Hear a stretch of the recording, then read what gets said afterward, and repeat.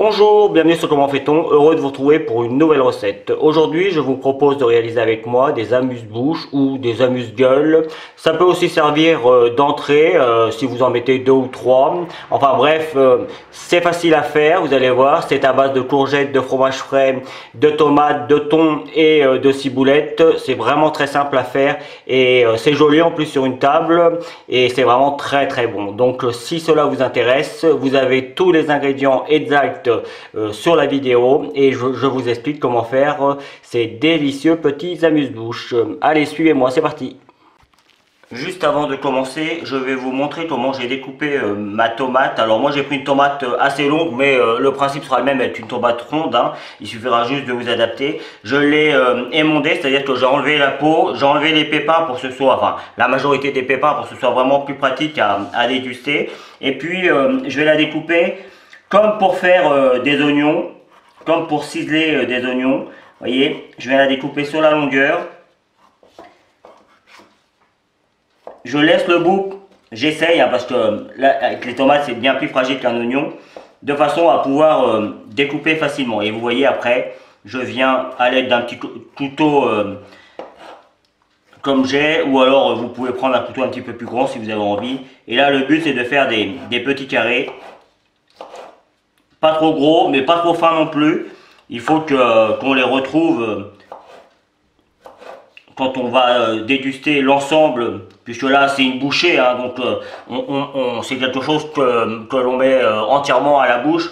Donc quand on va le déguster, il faut vraiment tout retrouver. Voilà, donc il n'y a vraiment pas de difficulté particulière. Pour la ciboulette, je l'ai juste ciselée également. Là encore, il n'y a pas de difficulté.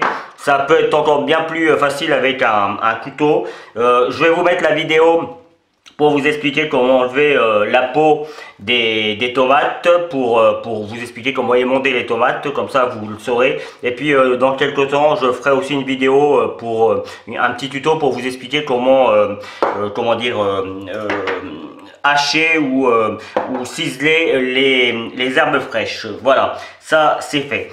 On va maintenant faire la petite préparation que l'on mettra à l'intérieur de nos courgettes. Les courgettes, on va s'en occuper juste après. Vous allez voir, il n'y en a pas pour longtemps. Je vais d'abord poivrer mon fromage de chèvre frais. Voilà, bon, j'aime bien quand c'est un peu relevé, donc j'hésite pas à en mettre un petit peu. En revanche, je vais mettre juste un tout petit peu de fleur de sel, mais vraiment histoire de dire j'ai mis un petit peu de sel, et puis la fleur de sel ça va exploser en bouche avec pas mal, mais en règle générale les fromages sont déjà salés, donc on n'insiste pas trop. Je vais rajouter tout de suite, hop, le thon. Alors du thon classique en boîte, hein. Alors moi je mets du thon, mais bien évidemment on pourrait imaginer le faire avec pourquoi pas du saumon. Après, les idées sont légion, hein. Et puis là, je vais venir mélanger un petit peu pour commencer. Vous voyez, hein, ça se travaille tout seul. Et puis, j'ai plus qu'à rajouter ma ciboulette. Alors, on en met plus ou moins, hein. C'est vraiment au choix. Moi, j'ai choisi de privilégier le fromage. Et puis après, un petit peu de ciboulette, un petit peu de tomate.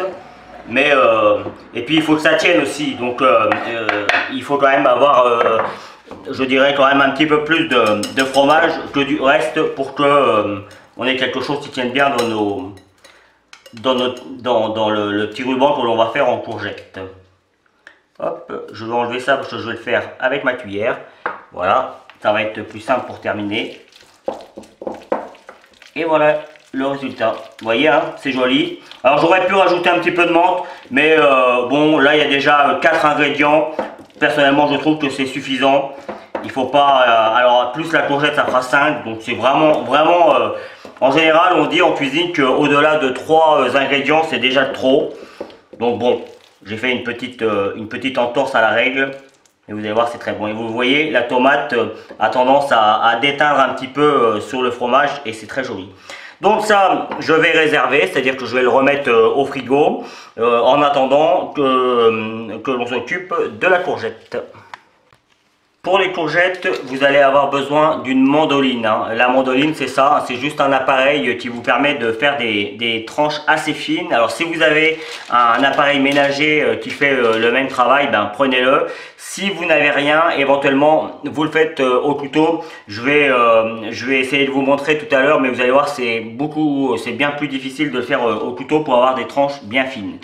Donc là, hop, il suffit juste de prendre des petites courgettes, hein, vous avez vu, c'est vraiment une petite courgette que j'ai pris. Elles sont de début de saison, donc c'est vraiment parfait pour faire ce genre de recette. Et puis de cette manière, on peut manger la peau, on peut manger l'intérieur. Il y a pas encore de gros pépins, donc tout se mange. Et donc pour faire cette recette, c'est parfait. Donc il suffit juste de bien régler l'appareil et puis de venir faire des belles petites tranches comme ça, vous voyez. Alors là, avec l'appareil tournage, je pense que déjà quand on aura fait une dizaine, ce sera déjà pas mal. Vous voyez, plus on va vers le milieu et plus elles sont jolies, elles sont bien grandes. Alors voilà, là j'en ai assez moi pour faire la vidéo. Je vais juste vous montrer qu'on peut essayer de le faire au couteau, mais bien évidemment, c'est bien plus difficile. Alors, si j'avais de le faire au couteau, je ferais de cette manière. Vous voyez, par le dessus. Et on essaye, mais vous voyez, hein, c'est vraiment, si on veut faire quelque chose de vraiment très fin, on peut y arriver, hein, regardez. On y arrive, hein, mais ça demande vraiment plus de travail. C'est pas impossible, la preuve. C'est un petit peu plus épais que celle que l'on a, mais si vous la mettez comme ça, hop, vous faites un petit rond, éventuellement vous la découpez un petit peu si vous considérez que c'est un petit peu trop gros. Vous voyez, vous enlevez une petite partie, et puis après vous venez l'attacher avec un petit bout de bois. Ce que je vais faire, moi de toute façon, vous voyez, ils sont préparés. Donc je vais essayer d'en faire quelque chose d'un petit peu plus fin. Alors je vais pas faire toute la... Juste pour voir, hein. Vous voyez là, quand on démarre bien, mais il faut vraiment être vigilant, hein. Voilà, là ça serait bien. Donc je viens de vous prouver que c'est possible. Alors hop, je vais le mettre par là parce que du coup... Bon alors là, vous voyez, je l'ai fait un petit peu trop petit sur le coup. Bon, bah, il faut s'adapter, hein. Mais ça marcherait quand même, hein. Il suffit de mettre à l'intérieur votre crème. Un petit pic pour le tenir et ça marche, hein. Donc vous n'avez pas d'excuses, même si vous n'avez pas de mandoline, vous pouvez le faire. Donc maintenant il suffit de faire le petit montage final. Alors pour le montage, j'imagine qu'il y a plein de façons de faire. On pourrait rouler les courgettes dans un premier temps et mettre l'appareil à l'intérieur. Moi je vais faire une façon un petit peu différente. Vous voyez, je viens en mettre déjà une bonne partie. Alors moi je l'ai mis dans une poche. C'est juste pour que ce soit plus facile à travailler. Vous voyez, j'en ai mis une bonne partie là, hop. Et je vais venir rouler gentiment. Voilà. Tout simplement.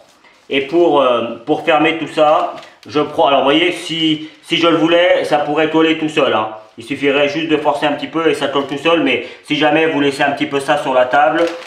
Ça peut être embêtant, donc il suffit soit alors moi j'avais des grands pics, mais j'en ai trouvé des plus petits, des petits cure-dents. C'est mieux sur le coup.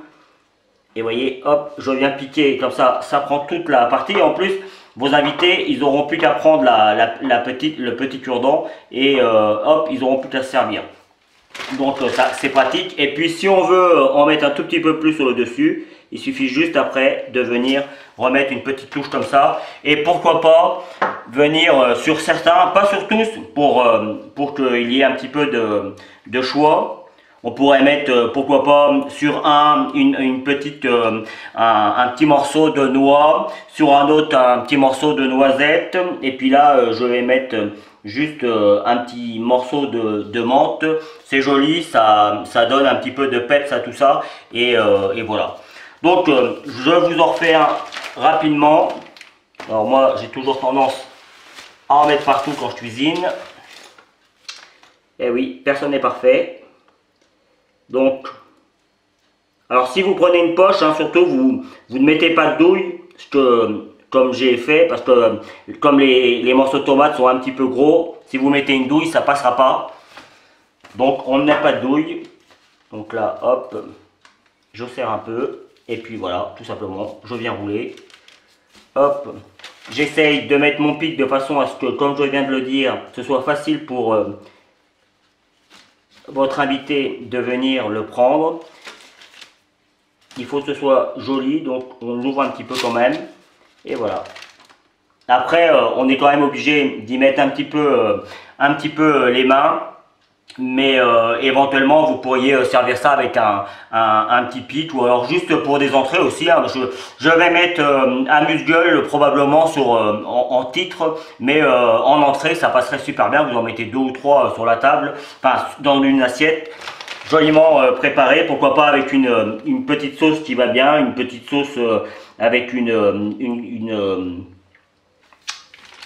crème liquide ou même pourquoi pas une crème fraîche dans laquelle vous auriez mis un petit peu de vinaigre balsamique. Enfin bref, il y a plein d'idées à faire.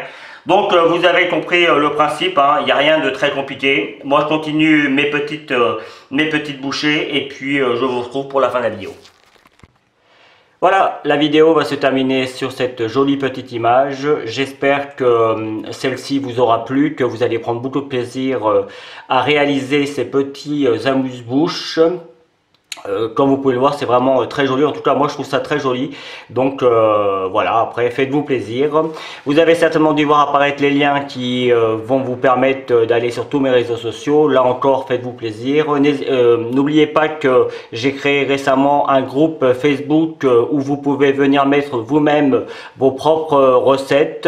Recettes que je pourrais, si vous le souhaitez et si vous l'acceptez, refaire si elles m'intéressent. Donc, n'hésitez pas à venir y faire un petit tour et puis en plus ça permettra de discuter avec toute ma communauté.